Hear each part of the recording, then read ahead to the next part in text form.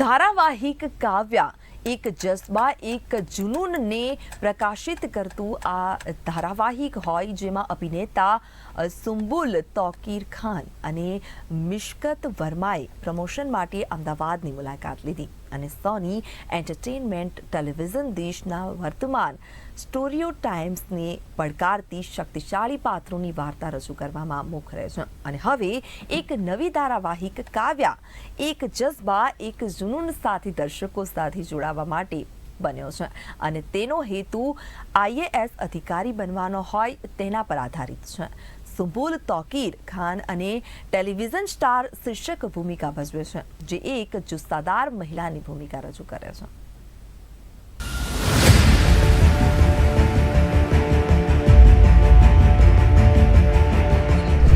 बहुत स्ट्रॉन्ग लड़की है जो एक मिडिल क्लास फैमिली से बिलोंग करती है, जिसने लाइफ में सिर्फ एक सपना देखा है कि उसे एक आईएएस ऑफिसर बनना है. उसकी जब वो छोटी होती है तब उसकी बड़ी बहन सुसाइड कमिट कर लेती है. लोगों ने अभी तक देखा होगा एपिसोड्स में. सो उसको ये समझ में आ जाता है कि कोई भी जो मिडिल क्लास फैमिलीज होती हैं उनसे उनकी कोई हेल्प करने के लिए तैयार नहीं होता है. कोई उनसे ये नहीं पूछता है कि क्या मैं आपकी कोई हेल्प कर सकती हूँ या कर सकता हूँ. तो तब काव्या डिसाइड करती है कि मैं एक आईएएस ऑफिसर बनूंगी और ये हफ्तों में देखा है. सो इट्स अबाउट अभी काव्या आईएएस एकेडमी पहुंच चुकी है ट्रेनिंग के लिए.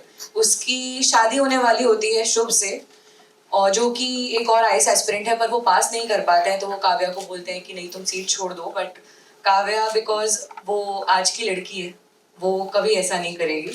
सो वो अपनी सीट को चुनती है अपने रिश्ते के ऊपर और वो अपना करियर शुरू करती है. एंड अकेडमी आने के बाद जो उसके जिससे उसकी शादी हुई, उसके फियांसे के जो फादर हैं जयदीप, वो ही अकेडमी में आते हैं अकेडमी के डायरेक्टर बन के. और वो यहाँ पे सिर्फ इसलिए आए ताकि वो काव्या की हिम्मत को तोड़ सके ताकि वो वापस शुभ के पास चली जाए. तो वहाँ पे आने के बाद जो काव्या का पेन रह चुका है पूरी लाइफ में एक गाँव को लेके, बसंतखेड़ी को लेके, जहाँ पे उसकी बहन ने सुसाइड की थी, वो बार बार उसको वहीं पे पोक कर रहे हैं कि वो कैसे भी करके हार मान ले बस. एंड अभी तो it's all about Kavya and उसका जज्बा कि वो हार नहीं मानेगी और वो आगे कैसे बढ़ेगी. अब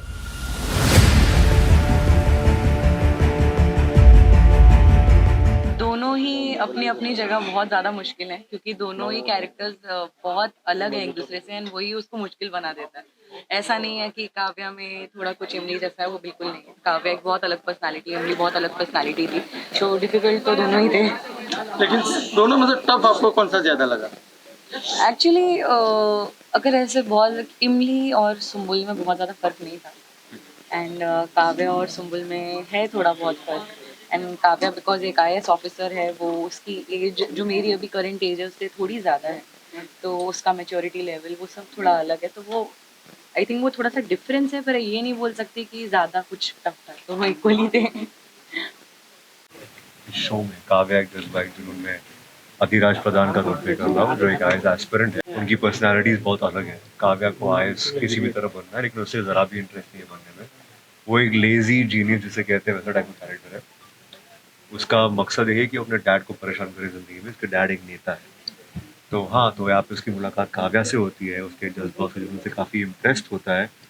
तो उनकी जर्नी वहाँ से शुरू होती है और फिर आगे चलती रहती है.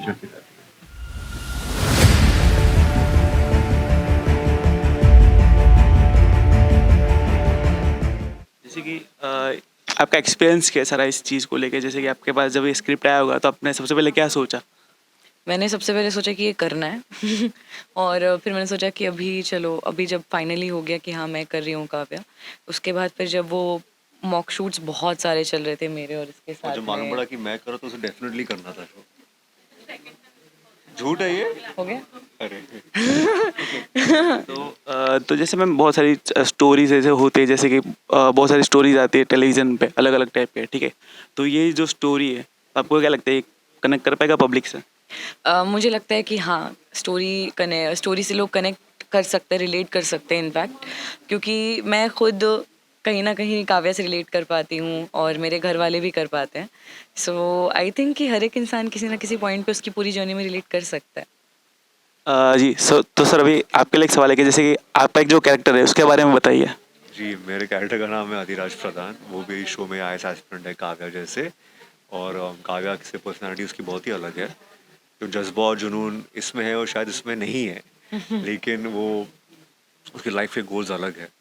एंड हाँ, काव्या की मुलाकात होती है, हम दोनों की मुलाकात होती है आइस की एकेडमी में, और हाँ वहाँ से थोड़ा नोक जोक शुरू होता है, उनकी जर्नी शुरू हो जाती है वहाँ से।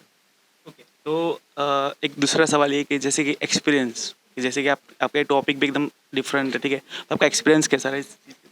काव्या के साथ अभी तक तो बहुत, अभी तक क्या मतलब, मुझे लगता है वो बहुत मज़ा आएगा ही अभी भी, आगे भी, पर अभी तक तो बहुत मज़ा आया है। एंड हम लोग क्योंकि बहुत सारे जितने कैरेक्टर्स हैं, सिर्फ काव्या ही बहुत ही नहीं, यंग सबके, क्रू है हमारा, जो हाँ वहाँ बाकी एक्टर्स है, मतलब जो एल्डरली एक्टर्स भी हैं, वो भी काफ़ी चिल्ड आउट और यंग टाइप के लोग हाँ हैं। बहुत अच्छे, बहुत पूरी टीम काव्या की लकीली माशाल्लाह से बहुत अच्छी टीम है, बहुत सपोर्टिंग लोग हैं साथ में। एंड आई थिंक कि उसके साथ साथ मैं क्या बोल रही थी, सॉरी, आपका क्वेश्चन क्या था? एक्सपीरियंस आपका एक्सपीरियंस कैसा एक्सपीरियंस, रहा? Okay sorry. तो यार मैं कुछ तो बोलने वाली थी, रुक, अरे मैं भूल गई। मेरी तारीफ तो कुछ नहीं नहीं जी ठीक है, तो मेरा तो नेक्स्ट क्वेश्चन तो नहीं है, बट मेरा ये है कि जैसे कि आप दोनों के जो एक्सपीरियंस एक दूसरे के साथ ड्यूरिंग शूटिंग और जो भी मस्ती, जो भी सीरियसनेस, वो कैसा रहा? बहुत मज़ा आ रहा है, साथ में भी इसके साथ भी काम करने में बहुत अच्छा लग रहा है, अनुज भी है। मुझे तो मतलब ऐसा कुछ नहीं हुआ, तो बहुत डिफिकल्ट लग रहा था काम करके। नहीं नहीं, बहुत ही अच्छा एक्सपीरियंस रहा इसके साथ। And I think first day से ही अच्छा हो गया था, बिना किसी एफर्ट के। बहुत ही एफर्टलेस रहा है हमारा जो भी केमिस्ट्री हम शेयर करते हैं ऑन एंड ऑफ कैमरा, बहुत ही एफर्टलेस रहा है अभी। मतलब जो भी है नकली कुछ नहीं है, सब जेन्युइन है। तो आपके जो कैरेक्टर है, आपने उन कैरेक्टर से आपने पर्सनली क्या सीखा? कैरेक्टर ने मुझसे पर्सनली सीखा है, मैंने नहीं सीखा है क्योंकि जैसा कैरेक्टर है वैसा मैं हूँ। तो हाँ, रैंक करना सीखा है तूने किससे अधिराज से? क्या रहे? रैंक 9। हाँ नहीं नहीं, हम बस डिफरेंस ये है कि वो अधिराज बहुत इंटेलिजेंट है, मैं उतना इंटेलिजेंट नहीं हूँ, लेकिन बाकी हम में बहुत कुछ, हम लगभग सेम ही है, तो कुछ सीखने की जरूरत नहीं पड़ेगी। मैंने तो थोड़ा और काम रहना सीखा है काव्या की तरह, बिकॉज काव्या बहुत काम लड़की है, बहुत हर एक सिचुएशन को, हर एक मुश्किल चीज़ को बहुत ग्रेसफुली हैंडल करती है, एंड वो खुद को अकेले भी संभाल सकती है। तो वो चीज़ मैंने सीखी है कि कोई रहे ना रहे साथ में, आप खुद को संभाल सकते हो, उतने सक्षम होता है हर एक इंसान। तो ऐसी कोई मैसेज देना चाहेंगे आप? मैं यही कहूँगी कि जैसा काव्या की लाइफ में बहुत सारी मुश्किलें हैं, पर वो लड़की इतनी स्ट्रॉन्ग है कि वो कभी उनसे पीछे नहीं हटती है, वो हमेशा प्रॉब्लम्स को फेस करती है और अपने सपने पूरा करने की एक बार ठान लेती है तो वो पूरे करके ही दिखाती है। और मेरा ये मानना है कि हर एक लड़की में काव्या होती है, हर एक लड़की अपने आप में बहुत स्ट्रॉन्ग होती है। तो हमें किसी की सुननी नहीं चाहिए, किसी की वैलिडेशन की ज़रूरत नहीं है कि कोई हमें बताए कि नहीं आप स्ट्रॉन्ग हो, ज़रूरत ही नहीं है, आप जानते हो आप स्ट्रॉन्ग हो, आप जो ठान लोगे वो आप कर लो।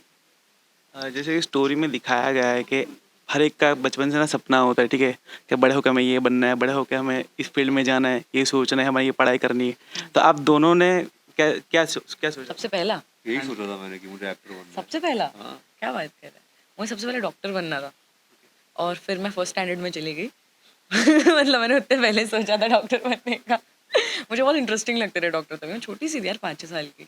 फिर मैंने डांसिंग चालू की एक्चुअली 5 साल की उम्र से। तब मेरा ये था कि नहीं अभी डांस कोरियोग्राफर बनना है।